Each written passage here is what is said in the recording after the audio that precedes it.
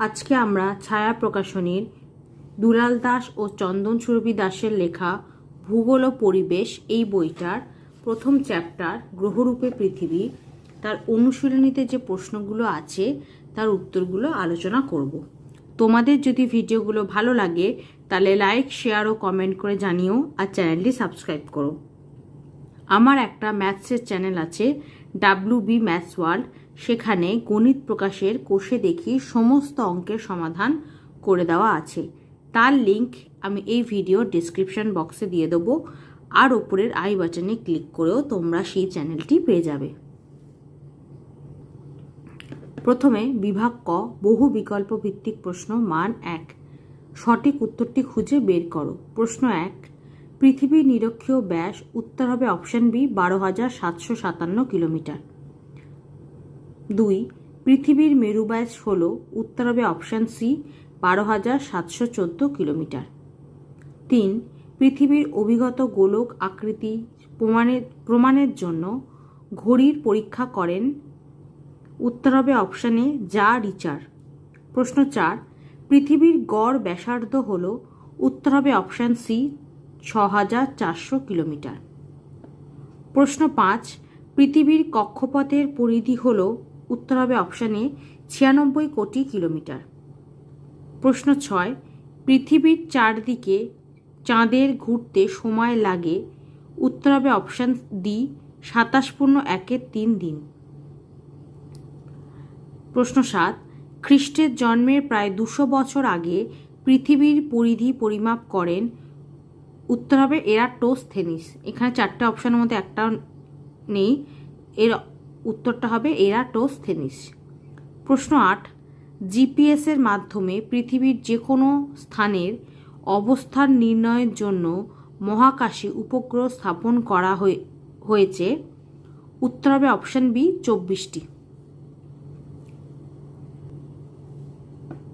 9, পৃথিবীর গড় পরিধি হল উত্তর হবে অপশান সি 40,000 কিলোমিটার।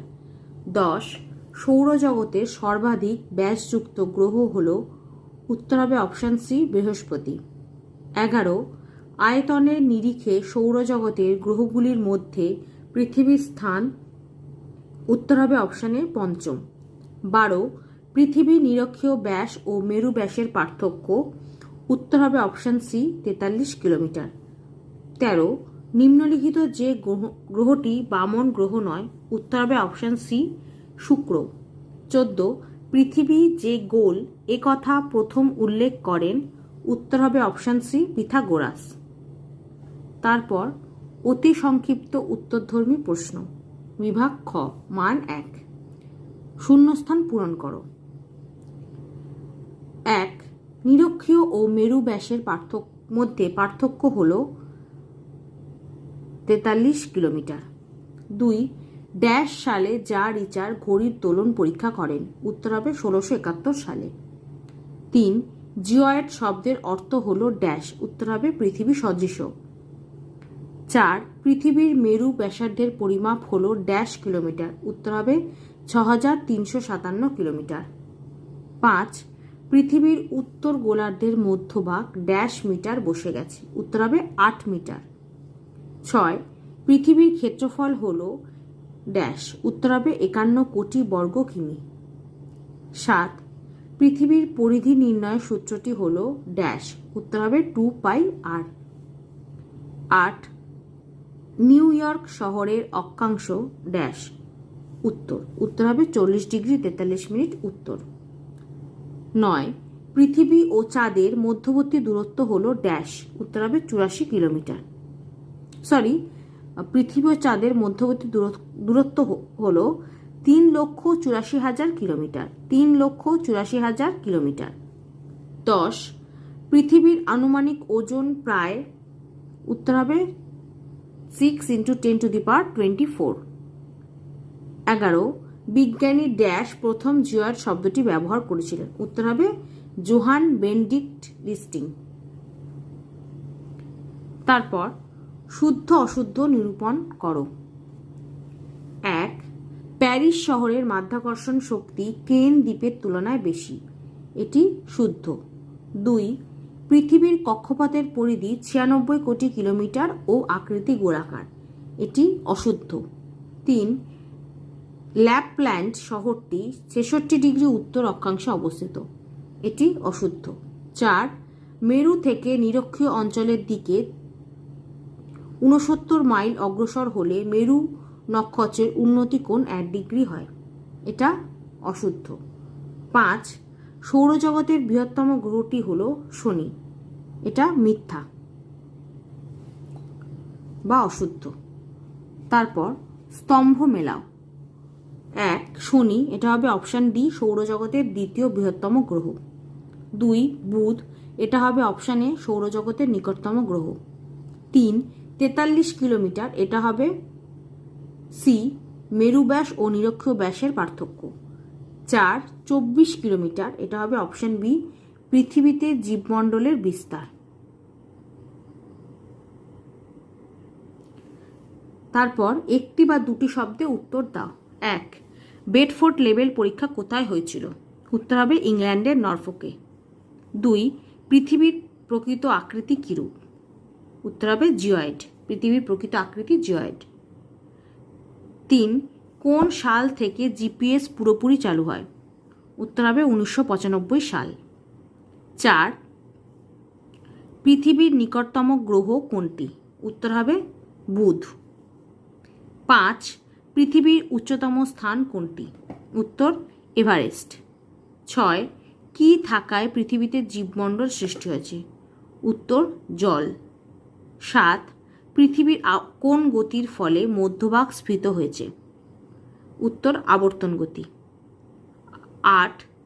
কে প্রথম জিওয়েড শব্দটি ব্যবহার করেন? উত্তর বিজ্ঞানী জোহান বেনেডিক্ট লিস্টিং। 9. সৌরজগৎ কাকে বলে? 6 নম্বর পাতায় এখান থেকে এতটা লিখে দেবে, এখান থেকে এতটা। প্রশ্ন 10. প্লুটো প্রকৃত গ্রহ নয় কেন?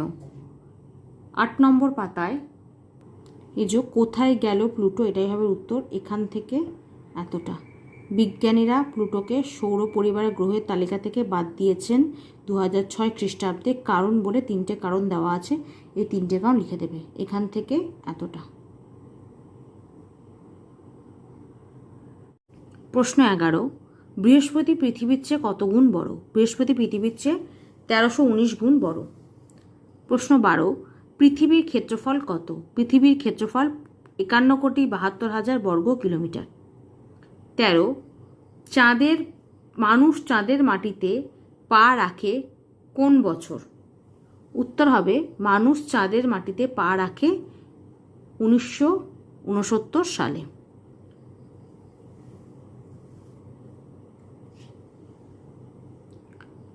তারপর বিভাগ গ, সংক্ষিপ্ত উত্তরধর্মী প্রশ্ন, মান 2। 1. পৃথিবীকে নীল গ্রহ বলে কেন?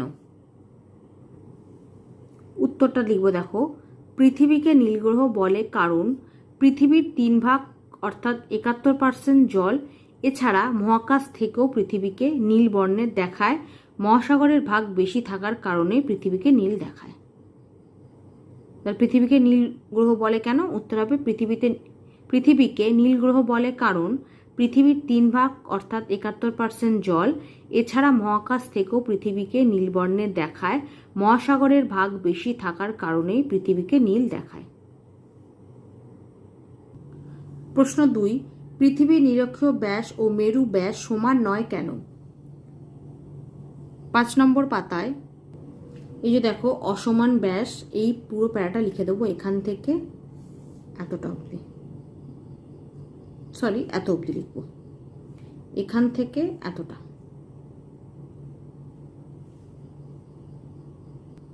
প্রশ্ন 3. প্যারিস অপেক্ষা কেন দ্বীপের ঘড়ি ধীরে চলে কেন? 5 নম্বর পাতায় এই যে পরের পয়েন্টটা যেটা সময়ের হেরফের, সেখানে উত্তরটা আছে, এটা লিখবো আমরা এখান থেকে এতটা।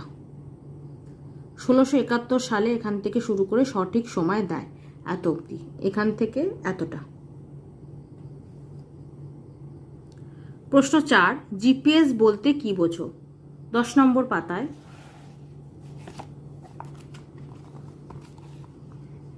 এই যে জিপিএস, সেটা আমরা লিখব এখান থেকে এতটা, এখান থেকে এতটা। মহাকাশে ঘূর্ণায়মান কৃত্রিম উপগ্রহ এখান থেকে শুরু করে জিপিএস ব্যবস্থা পুরোপুরিভাবে চালু হয়, এত অবধি লিখে দেবো। প্রশ্ন 5, দিগন্ত রেখা বলতে কি বোঝো? 3 নম্বর পাতায় এই যে দেখো 8 নম্বর পয়েন্ট, দিগন্ত রেখার পরিধি, এটাই লিখব এখান থেকে এতটা। দিগন্ত রেখা বলতে কি বোঝো? তার উত্তর হবে এখান থেকে এতটা। প্রশ্ন 6, ভারত এবং রাশিয়ার দুজন মহাকাশচারীর নাম লেখো। 3 নম্বর পাতায় এই যে দেখো ভারতের প্রথম মহাকাশচারী রাকেশ শর্মা এবং প্রথম মহিলা মহাকাশচারী ভ্যালেন্টিনা তেরেস্কোভা, এটা হচ্ছে রাশিয়া। তাহলে বলেছে একজন ভারতীয় আর একজন রাশিয়ার মহাকাশচারীর নাম লেখো। তাহলে ভারতীয় মহাকাশচারীর নাম হচ্ছে রাকেশ শর্মা এবং রাশিয়ার মহাকাশচারীর নাম হচ্ছে ভ্যালেন্টিনা তেরেস্কোভা। এই দুটো নাম লিখে দেয়। ভারতীয় হচ্ছে রাকেশ শর্মা আর রাশিয়ার হচ্ছে ভ্যালেন্টিনা তেরেস্কোভা, এই দুটো নাম লিখে দেবে। প্রশ্ন 7, ম্যাগেলান কী ধরনের পরীক্ষার পর বুঝেছিলেন যে পৃথিবী গোলাকার? 3 নম্বর পাতায় এই যে ভূ পর্যটনের প্যারাটা পুরোটা লিখবো এখান থেকে এতটা। 1519 সাল থেকে শুরু করে সম্ভবপর হতো না, এখান থেকে এতটা।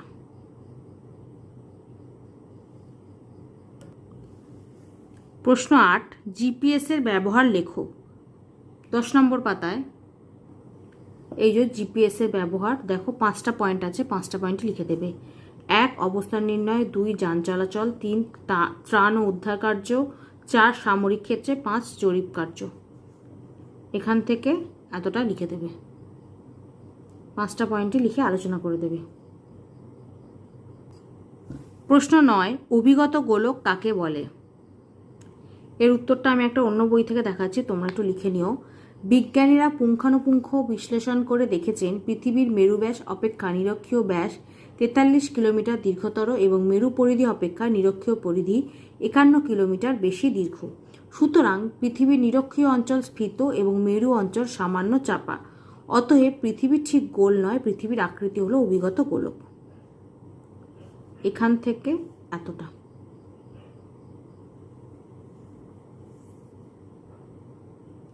এখান থেকে এতটা।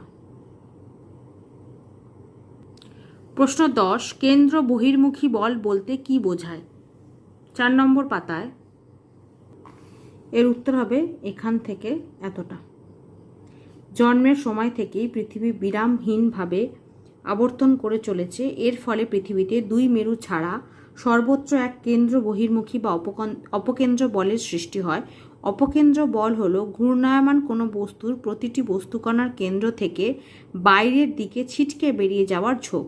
গোলকের কোনো এক স্থানের অপকেন্দ্র বলের মান ওই স্থানের আবর্তন বেগের বর্গের সমানুপাতিক। নিরক্ষরেখায় আবর্তন বেশি, তাই অপকেন্দ্র বলও বেশি। মেরুর দিকে আবর্তন বেগ ও অপকেন্দ্র বল ক্রমশ কমে মেরু বিন্দুতে তা শূন্যে পৌঁছায়। তাহলে অপকেন্দ্র বল বলতে কি বোঝো, বা কেন্দ্র বহির্মুখ বল বলতে কি বোঝো? তার উত্তর হবে আমাদের এখান থেকে এতটা। শূন্যে জন্মের সময় থেকে শুরু করে শূন্যে পৌঁছায় অবধি।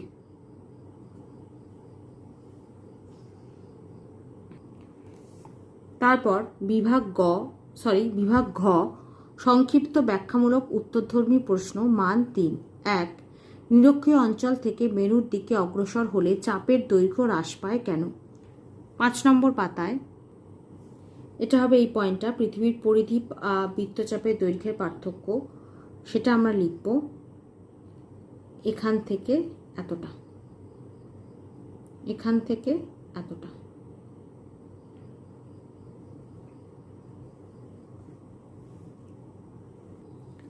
প্রশ্ন 2, সূর্য থেকে পৃথিবীর গড় দূরত্ব সারা বছর এক থাকে না কেন? উত্তর, পৃথিবীর কক্ষপথটি উপবৃত্তাকার। সূর্য এই উপবৃত্তাকার কক্ষপথের একটি নাভিতে অবস্থান করে। ফলে পৃথিবী তার কক্ষপথে সূর্যের চারপাশে প্রদক্ষিণ করার সময় কখনো সূর্যের কাছে আসে, আবার কখনো দূরে সরে যায়। পরিক্রমণকালে 4ই জুলাই পৃথিবীর সঙ্গে সূর্যের দূরত্ব সর্বাধিক হয়, প্রায় 15,20,00,000 কিলোমিটার, এবং 3রা জানুয়ারি পৃথিবী থেকে সূর্যের দূরত্ব সবচেয়ে কম হয়, প্রায় 14,70,00,000 কিলোমিটার। পৃথিবীর কক্ষপথটি যদি গোলাকার হতো এবং কেন্দ্রে সূর্য অবস্থান করত, তাহলে সূর্য থেকে পৃথিবীর দূরত্ব সারা বছর একই থাকত।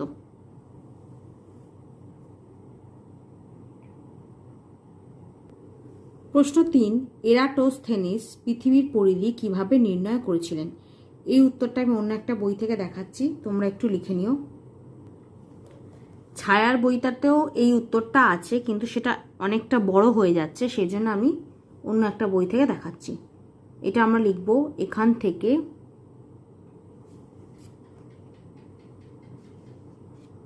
এত অবধি।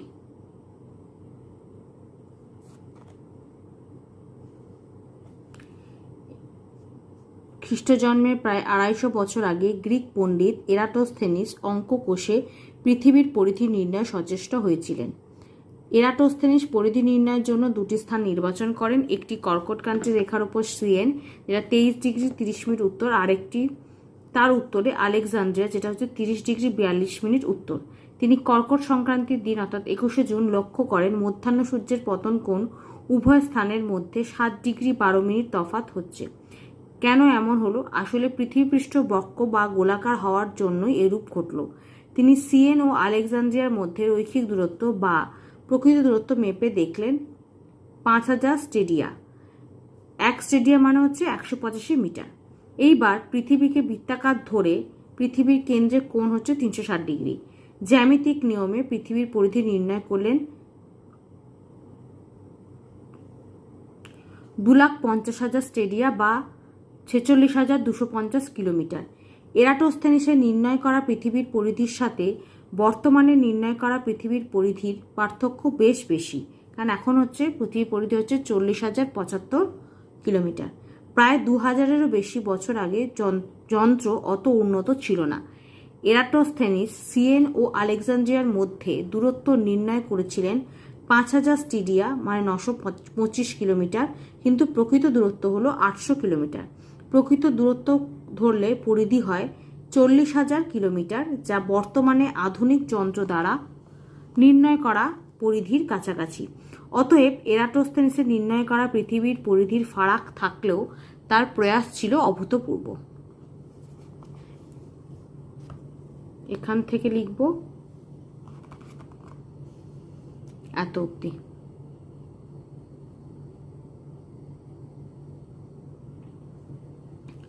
প্রশ্ন 4, পৃথিবীর আকৃতি নির্ধারণে মাধ্যাকর্ষণ শক্তি ও কেন্দ্র বহির্মুখী শক্তির ভূমিকা কতখানি? এর উত্তরটা আমি একটা অন্য বই থেকে দেখাচ্ছি, এই উত্তর এই ছায়া বইতে নেই, তোমরা একটু লিখে নিও। এই যে পৃথিবীর আকার নির্ধারণে মাধ্যাকর্ষণ শক্তি ও কেন্দ্র বহির্মুখী শক্তি কতখানি ভূমিকা পালন করেছে, এটাই হচ্ছে উত্তর। এখান থেকে এতটা লিখে দেবে। এখান থেকে এতটা, প্রথমে হচ্ছে মাধ্যাকর্ষণ শক্তি, তারপর হচ্ছে কেন্দ্র বহির্মুখী শক্তি, পুরোটা লিখে দেবে।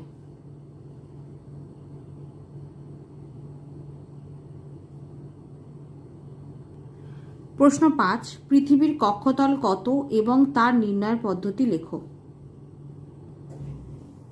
উত্তর, পৃথিবীর কক্ষতল 149.60 মিলিয়ন কিলোমিটার বা কিমি। পৃথিবী ঘড়ির বিপরীত দিকে সূর্যকে 149.60 মিলিয়ন কিলোমিটার গড় প্রদক্ষিণ করে যেমনটি উত্তর গোলার্ধের ওপর থেকে দেখা যায়। তারপর কক্ষতল নির্ণয়ের পদ্ধতি 6টা পয়েন্ট আছে। 1 নম্বর পয়েন্ট, একটি সম্পূর্ণ কক্ষপথে 365.256 দিন মানে হচ্ছে 1 সাইডিয়াল বছর সময় লাগে। এই সময় পৃথিবী 940 মিলিয়ন কিলোমিটার মানে 584 মিলিয়ন মাইল ভ্রমণ করেছে। 2, অন্যান্য সৌরজগতের দেহের প্রভাবকে উপেক্ষা করে পৃথিবীর কক্ষপথ হলো একটি উপবৃত্তাকার যেখানে পৃথিবী সূর্যের বেরিসেন্টার একটি ফোকাস এবং 0.0167 এর বর্তমান বিকেন্দ্রিকতা। পর্যবেক্ষণ হল কক্ষপথ নির্ধারণের অ্যালগরিদমে দেওয়া কাঁচা ডেটা।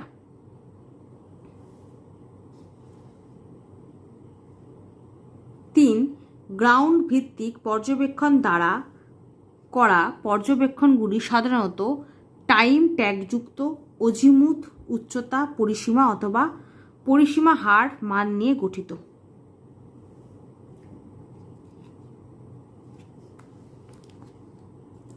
4. টেলিস্কোপ বা র্যাডার যন্ত্রপাতি ব্যবহার করা হয় কারণ খালি চোখে পর্যবেক্ষণগুলি সুনির্দিষ্ট কক্ষপথ নির্ধারণের জন্য অপর্যাপ্ত। ভালো পর্যবেক্ষণের সাথে কক্ষপথ নির্ধারণ প্রক্রিয়ার নির্ভুলতাও উন্নত হয় এবং কম মিথ্যা অ্যালার্ম ফলাফল। 5. কক্ষপথ নির্ধারণ করার পরে গাণিতিক প্রচার কৌশলগুলি প্রদক্ষিণকারী বস্তুর ভবিষ্যৎ অবস্থানের পূর্বাভাস দিতে ব্যবহার করা যেতে পারে। 6. সময়ের সাথে সাথে একটি প্রদক্ষিণকারী বস্তুর প্রকৃত পথ পূর্বাভাসিত পথ থেকে বিচ্ছিন্ন হতে থাকে এবং নতুন পর্যবেক্ষণ ব্যবহার করে একটি নতুন কক্ষপথ নির্ধারণ কক্ষপথের জ্ঞানকে পুনরায় ক্রমাঙ্কন করতে কাজ করে। এই 6টা পয়েন্ট লিখে দেবে।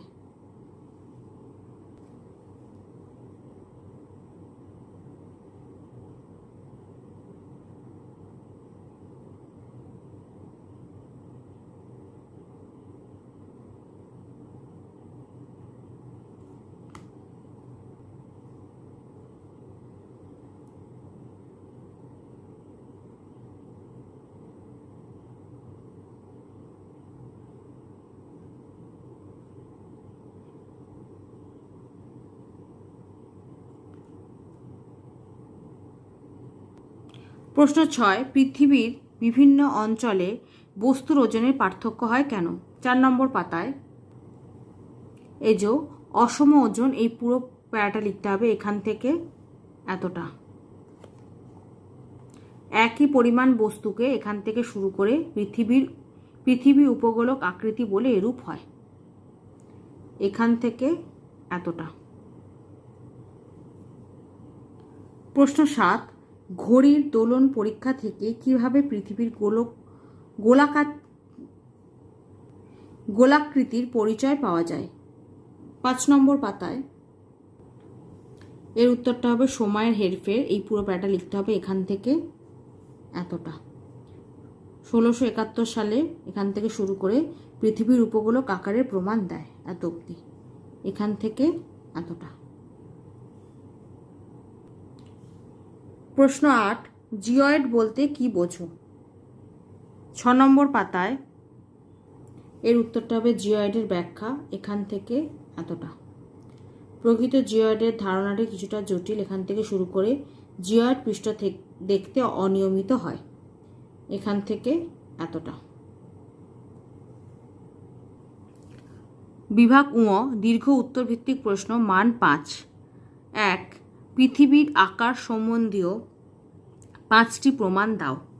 2 নম্বর পাতায় এই যে দেখো গোলাকার পৃথিবীর অন্যান্য প্রমাণ। এখানে 8টা পয়েন্ট দেওয়া আছে। এখানে একটা পয়েন্ট বেডফোর্ড লেভেল পরীক্ষা। তারপর 3 নম্বর পাতায় বাকি 7টা পয়েন্ট আছে।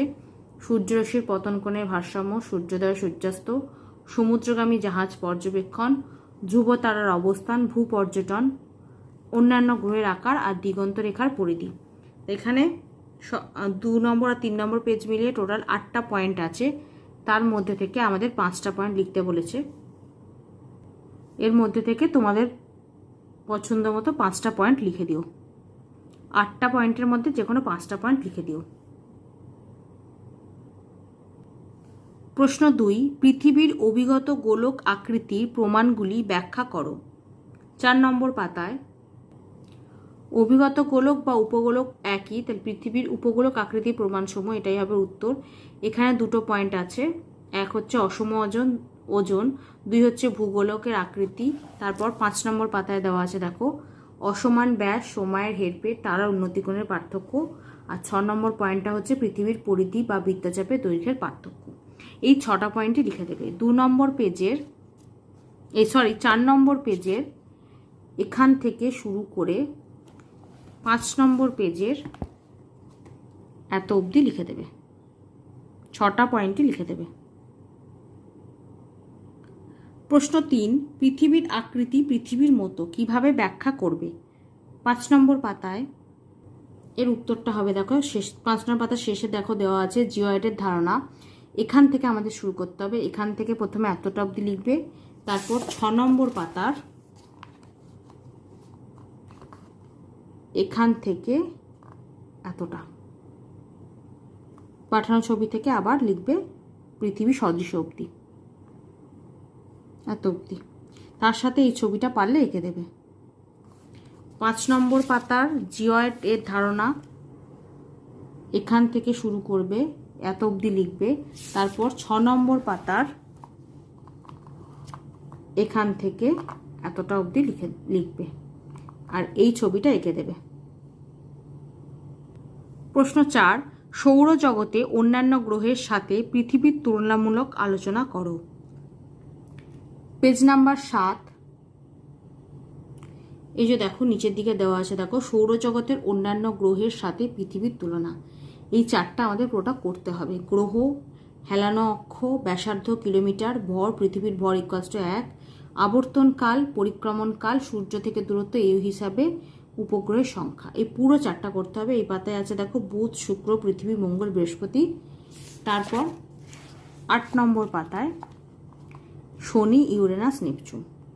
এই পুরো 4টা আমাদের করে নিতে হবে। 7 নম্বর পেজের শেষে আছে 5টা গ্রহ, বুধ, শুক্র, পৃথিবী, মঙ্গল, বৃহস্পতি।